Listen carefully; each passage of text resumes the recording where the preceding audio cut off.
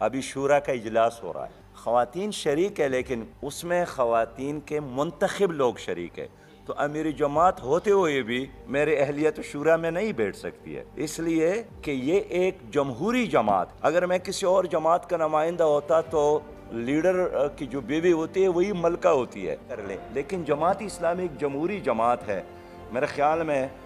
یہاں سمینہ سعید صاحب بیٹھی ہے، میری اہلیت تو رکن بھی نہیں بنی ہے، اس لیے کہ ان کا اپنا ایک پروسیس ہے، اس پروسیس میں وہ 100% آزاد ہے، اور میں اس پہ فخر کرتا ہوں کہ میرے بیٹے کو بھی اس وجہ سے جماعت کی رکنیت نہیں ملی کہ وہ امیری جماعت ہے، وہ اپنی اہلیت کی بنیاد پر،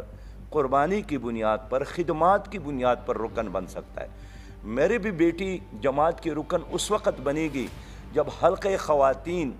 اپنے پروسیس سے گزار کر، وہ اس لیے کہ یہاں کوئی بادشاہی نظام نہیں ہے، یہاں ایک 100% جمہوری جماعت ہے اور ایک دستور کے مطابق چلتی ہے۔ میرے اہلیہ جو ہے نا وہ پاکستان کے خواتین سے کوئی منفرد نہیں ہے، اگر معاشرے میں روشنی ہے ان کو بھی روشنی ملے گی، اگر معاشرے میں آٹا، چینی، چائے سستی ہو جائے وہ بھی گھر کے لیے اچھے مقدار میں لا سکتی ہے، اگر معاشرے میں تعلیم آسان ہو ان کی بچوں کو بھی تعلیم ملے گی، اگر معاشرہ خوشحال تو وہ بھی خوشحال ہوگی۔ اس لیے ہم کسی ایک امیری جماعت کی اہلیہ کے لیے نہیں، پوری سوسائٹی کے لیے درخواست کرتے ہیں کہ اس مہم میں جماعت اسلامی حلقہ خواتین